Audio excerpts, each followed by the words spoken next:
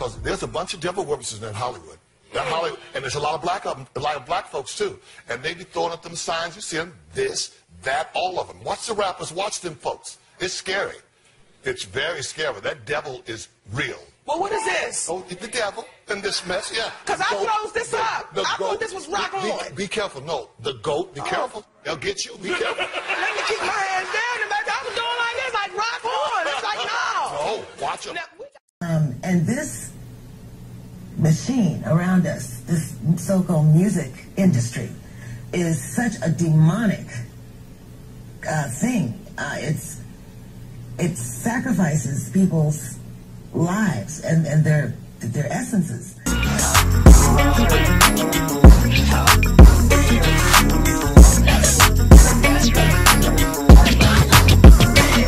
What's up, y'all? You know, when it comes to Hollywood, celebrity sacrifices come all year round. The death of Twitch and Takeoff and countless others have brought about the conversation of sacrifices. So, do you guys remember when video vixen Gloria Valez stated that Tupac saved her life? He saved her from being an industry sacrifice. This was all allegedly by the hands of Aaron Hall, you know, 1/3 of the R&B group guy. And just in case you don't know who Gloria Valez is, you know, she was a top 90s video vixen. You know, everyone wanted her. You know, she had a child by Aaron Hall. She was in so many videos, rap videos. I know a lot of people say she was a pass around, allegedly. Now, Gloria, you know, she spoke on this situation. Aaron Hall pretty much denied it, but let's hear from the horse's mouth. As always, drop down in the comments and let me know if you believe Gloria's story. So yeah, let's get right into it, okay? Absolutely. So it's the year 1996. I am dating Aaron Hall. I am 17 years old and pregnant at the time, I know.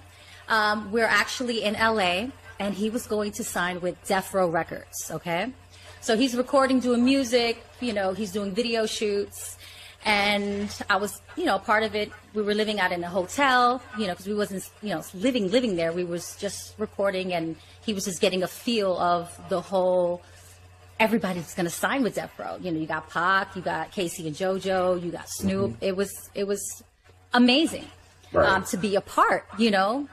So, yeah, Aaron's super talented and they want him to be a part of Death Row Records. We were invited to a Mother's Day event, 1996, and all of Death Row family and friends were supposed to join, come and watch, you know, their relatives perform for them. So I thought that was a beautiful thing. I was going to get my hair and nails done. And Aaron was like, I can't take you. I can't take you. Tupac is going to take you and make sure you're good and safe. I was like, oh, okay. You know, we're in LA and, you know, my first time out there. So, okay, he's going to make sure I'm safe. I didn't think nothing of it. And at that time, him and Pac were talking. Things seemed a little antsy. He was more on edge than usual, Aaron. And so Aaron said he had to go to a meeting. That's why he couldn't, you know, take me to get my hair and nails done. And it was an important meeting and he couldn't miss it. So Pac's going to hold me down. So I go to the salon. You know, me and Pac had deep conversations. That was the first time I've ever been alone with him and actually one-on-one. I mean, he schooled me on life. He schooled me on becoming a mom. He schooled me on just so many things that I would never forget our conversation, ever forget our conversation about this industry. I mean, me being 17 and all this is in front of me and it's a wow factor, you know, all these celebrities and, you know, in the studio and video shoots. And this man is so deeply spiritual, so connected with, you know, himself and the worldly things that are going on. He just knew so much. And I'm grateful that I got that opportunity to have with him. And then we met up with Aaron after I got my nails and, you know, hair done. We went to the hotel and Aaron's extra, you know, stress and pacing back and forth and him and Pac start talking. So he's extra mean, extra, just everything. And I felt like there was something going on. It's more than just business. So to let you know, allegedly, when he was, you know, going to this meeting, he was kind of pleading for my life, you know. Some of these people, to be down with the cause, you got to sacrifice people, which is insane to me. And allegedly they told him, you know, there come a dime a dozen of her. You know, she could be replaced. I don't care if she's pregnant. You can get a pretty young thing and it's no big deal. So allegedly, he said, no, I'll be damned. I'm not going to do that. I love her. You know, I'll die for her. So they went back and forth, and allegedly it was said, it's going to happen if you like it or not. So he buys me a white dress to go to the event, right? And the day of the event now, we're getting dressed, and he's extra antsy and very mean to me. I mean, he was mean, but he was mean. And everybody knows he was, you know, violent, verbally, physically, emotionally. But you got to understand, I was 17, naive, young, you know, so I loved him.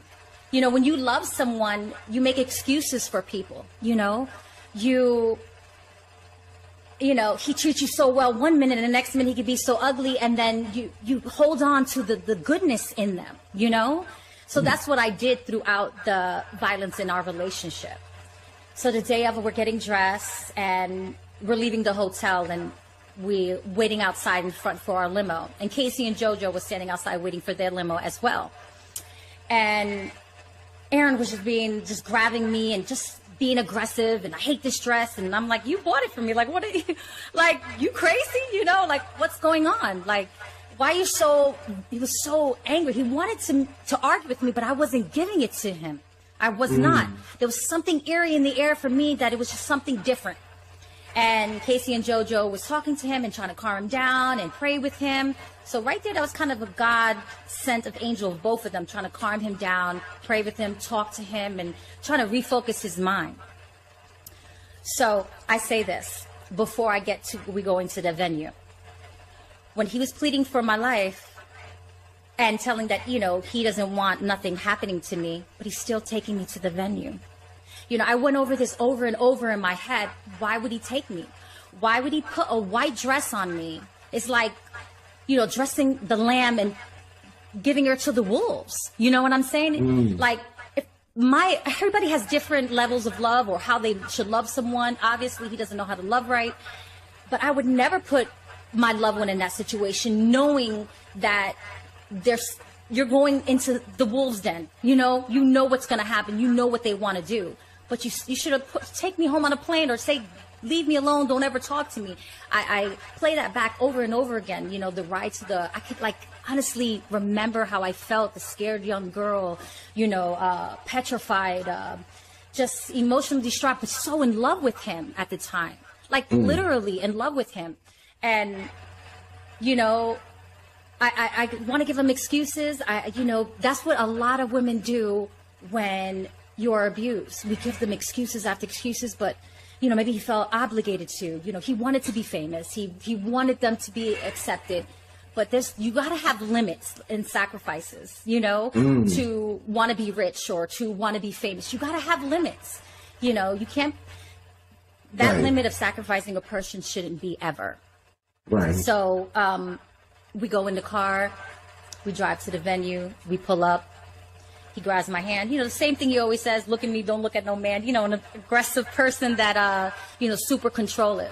You know, the same routine. We walk in. So when we walk in, before we enter the venue, of all the people and the cameras and all the family that's sitting down at the tables, this old lady was walking out, being escorted out, actually.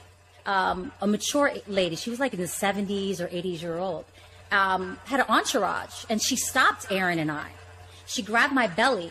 And I was only 4 months, but super skinny. I wasn't even showing. And she says, don't worry, your son is going to be all right. He's going to be healthy and he's going to be good, which we didn't know if we're having a boy or a girl. Then she looks at Aaron and tells him, you know what? You be good to her and you protect her. And she prayed on us. That's God. God sent an angel right there, because his whole demeanor changed. Because he was trying to get angry in the car. He was trying to start a fight, maybe to justify what's going to happen or was going to happen. You know what I'm saying? You know, I play that over and over in my mind. Like, if that lady didn't stop, or, you know, if she didn't say a prayer, or Casey and JoJo didn't pray outside the hotel, you know, that was God sending him, like, you know, what are you doing, Aaron? You know what I mean? You know of God. You know what I mean? You come from church. Right. So we walk into the venue. Cameras, you know, video cameras, taking pictures. So we greet people, still by his side. We walk into the back of the